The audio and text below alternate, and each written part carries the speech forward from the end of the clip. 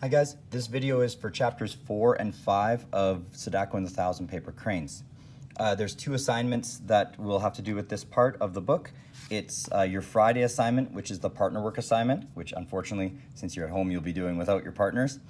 And it has important words and comprehension questions. That's page 44 of your paper package, if you're using your paper package. The Monday assignment is for to make a picture. Make sure you draw and color your picture and put a caption with it.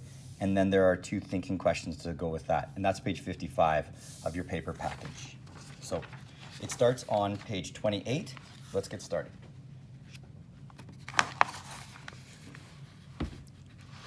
Chapter 4 is called A Secret No Longer.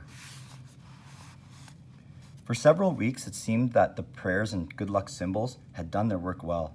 Sadako felt strong and healthy as she ran longer and faster. But all that ended one crisp, cold winter day in February. Sadako was running in the schoolyard. Suddenly, everything seemed to whirl around her and she sank to the ground. One of the teachers rushed over to help. I guess I'm just tired, Sadako said in a weak voice. When she tried to stand up, her legs went wobbly and she fell down again. The teacher sent Mitsu home to tell Mr. Sasaki. He left his barber shop and took Sadako to the Red Cross hospital. As they entered the building, Sadako felt a pang of fear. Part of this hospital was especially for those with the atom bomb sickness. In a few minutes, Sadako was in an examining room where a nurse x-rayed her chest and took some of her blood. Dr. Numata tapped her back and asked a lot of questions. 3 other doctors came in to look at Sadako. One of them shook his head and gently stroked her hair. By now, the rest of Sadako's family was at the hospital. Her parents were in the doctor's office. Sadako could hear the murmur of their voices. Once her mother cried, "Leukemia? But that's impossible." At the sound of that frightening word, Sadako put her hands over her ears.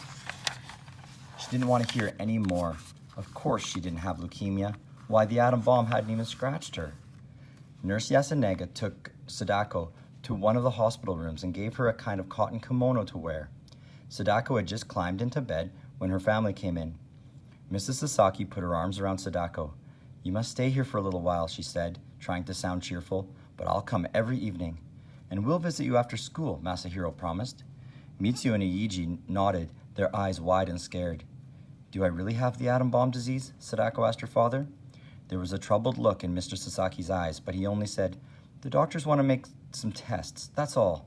He paused, then he added, "They might keep you here for a few weeks." A few weeks? To Sadako, it sounded like years. She would miss graduation into junior high school, and even worse, she would not be part of the racing team. Sadako swallowed hard and tried not to cry. Mrs. Sasaki fussed over Sadako. She plumped the pillows and smoothed the bedspread. Mr. Sasaki cleared his throat. Is there anything you want?" he asked. Sadako shook her head.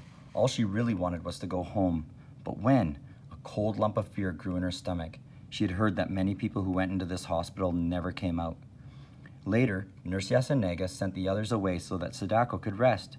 When she was alone, Sadako buried her face in the pillow and cried for a long time. She had never before felt so lonely and miserable. Chapter 5, The Golden Crane. The next morning, Sadako woke up slowly. She listened for the familiar sounds of her mother making breakfast, but there were only the new and different sounds of a hospital. Sadako sighed. She had hoped that yesterday was just a bad dream. It was even more real when Nurse Yasunega came in to give her a shot. "Getting shots is part of being in the hospital," the plump nurse said briskly. You'll get used to it." "I just want the sickness to be over with," Sadako said unhappily, "so I can go home." That afternoon, Shizuko was Sadako's first visitor. She smiled mysteriously as she held something behind her back. "Shut your eyes," she said. While Sadako squinted her eyes tightly shut, Shizuko put some pieces of paper and scissors on the bed. "Now you can look," she said. "What is it?" Sadako asked, staring at the paper. Shizuko was pleased with herself. "I figured out a way for you to get well," she said proudly. "Watch." She cut a piece of gold paper into a large square. In a short time, she had folded it over and over into a beautiful crane. Sadako was puzzled. "But how can that paper bird make me well?" "Don't you remember that old story about the crane?" Shizuko asked. "It's supposed to live for 1,000 years. If a sick person folds 1,000 paper cranes, the gods will grant her wish and make her healthy again."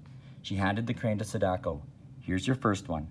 Sadako's eyes filled with tears. How kind of Shizuko to bring a good luck charm, especially when her friend didn't really believe in such things. Sadako took the golden crane and made a wish. The funniest little feeling came over her when she touched the bird. It must be a good omen. "Thank you, Shizuko-chan," she whispered. "I'll never, never part with it." When she began to work with the paper, Sadako discovered that folding a crane wasn't as easy as it looked. With Shizuko's help, she learned how to do the difficult parts. After making 10 birds, Sadako lined them up on the table beside the golden crane. Some were a bit lopsided, but it was a beginning. "Now I have only 990 to make," Sadako said. With the golden crane nearby, she felt safe and lucky. Why, in a few weeks she would be able to finish the 1,000. Then she would be strong enough to go home. That evening, Masahiro brought Sadako's homework from school. When he saw the cranes, he said, "There isn't enough room on that small table to show off your birds. I'll hang them from the ceiling for you." Sadako was smiling all over. "Do you promise to hang every crane I make?" she asked. Masahiro promised. "That's fine," Sadako said, her eyes twinkling with mischief. "Then you'll hang the whole 1,000? 1,000? Her brother groaned. "You're joking." Sadako told him the story of the cranes. Masahiro ran a hand through his straight black hair. "You tricked me," he said with a grin, "but I'll do it anyhow." He borrowed some thread and tacks from Nurse Yasunega and hung the first 10 cranes. The golden crane stayed in its place of honor on the table. After supper, Mrs. Sasaki brought Mitsu and Iiji to the hospital. Everyone was surprised to see the birds. They reminded Mrs. Sasaki of a famous old poem.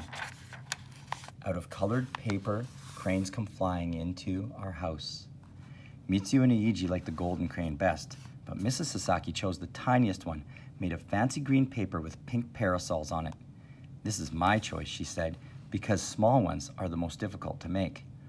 After visiting hours, it was lonely in the hospital room, so lonely that Sadako folded more cranes to keep up her courage. 11, I wish to get better. 12, I wish to get better.